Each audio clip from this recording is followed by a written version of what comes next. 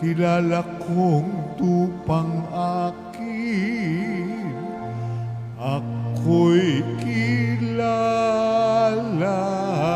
nila rin. Alleluia, alleluia.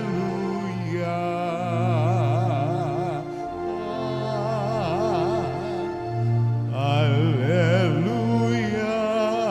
alleluia.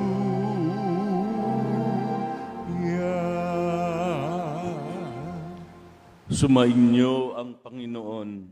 At sumaiyo rin. Ang mabuting balita ng Panginoon ayon kay San Mateo. Papuri sa iyo, Panginoon. Noong panahong iyon, dinala kay Jesus ang isang piping inaalihan ng demonyo.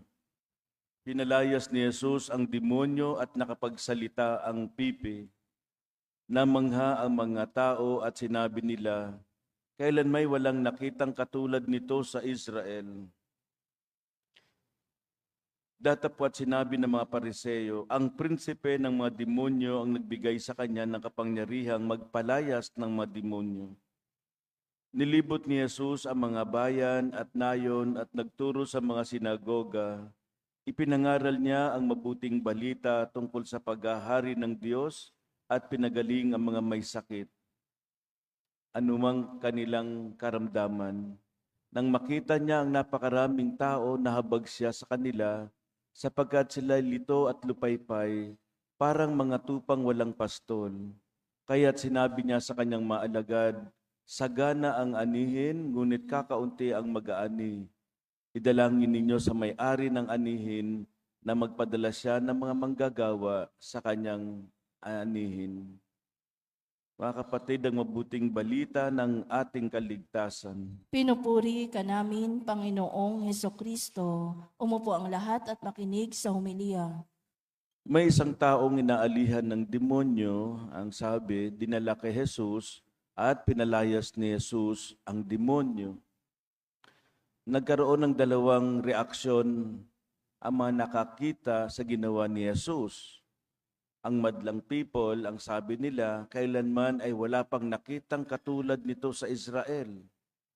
Humanga sila kay Jesus.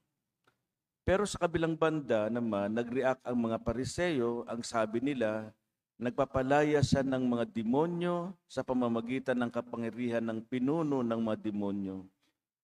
Para sa ating Pinoy, meron tayong kasabihan, sala sa init, sala sa lamig. Ito isang ugali kung saan ang tao'y laging kumukontra at di sumasang-ayon sa mga sitwasyon.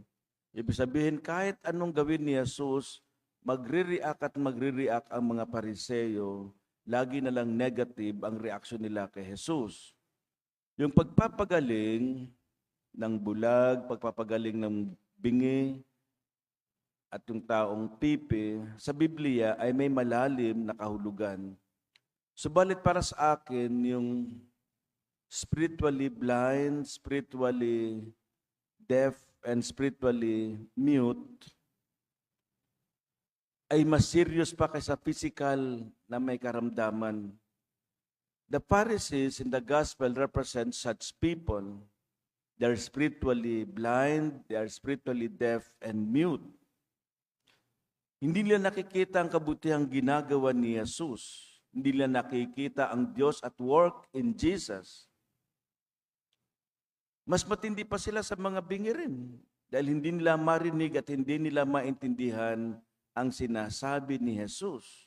Si Jesus ay nangangaral, subalit hindi nila parang marinig ang kabutihan. At para silang mga pipi dahil they cannot speak the words of life that Jesus gives them. Ganito din ang pwedeng mangyari sa atin kapag lagi tayong kumukontra, kapag lagi tayong negative sa galaw ng Diyos sa buhay natin.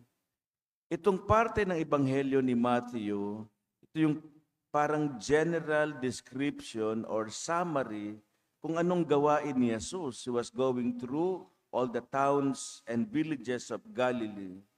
He was teaching in synagogues, he was proclaiming the good news of the kingdom. He was healing all kinds of diseases and sickness. Pero sa kabila ng kanyang ginagawa, alam niyang kulang ang kanyang katawan. Kailangan niya ng mga katuwang, kaya nahabag siya sa mga tao, sapagkat parang silang lupaypay at litong-lito, parang mga tupang walang pastol, a familiar image of the Old Testament. Anong sabi niya sa kanyang mga alagad? Napakarami ng aanihin, ngunit kakaunti ang mga ani. Idalangin ninyo sa may-ari na magpadala ng mag-aani. Parang hinahamon niya ang kanyang mga alagad na tumulong sa kanyang gawain. Sa totoo lang, hindi ito magagawa ni Jesus mag-isa. Jesus cannot do it all on His own. Today, the situation has not changed. Ganito pa rin ang magpasa hanggang ngayon. The harvest is as big as ever. People are as lost as they have ever been. Kahit na sabihin nating modern na ngayon, digital na ngayon, mas mabilis na ang communication, may marami ng social media platforms. Marami pa rin sa atin ang di nakakarinig ng salita ng Diyos. Nasaan ang mga ani? Nasaan ang mga manggagawa? Mga kapatid, hindi lang po mga pare, bishop, religious, brothers and sisters ang mga ani. Every single baptized person is called in some way to be harvester, to help people find and experience the truth and love that God gives in Jesus.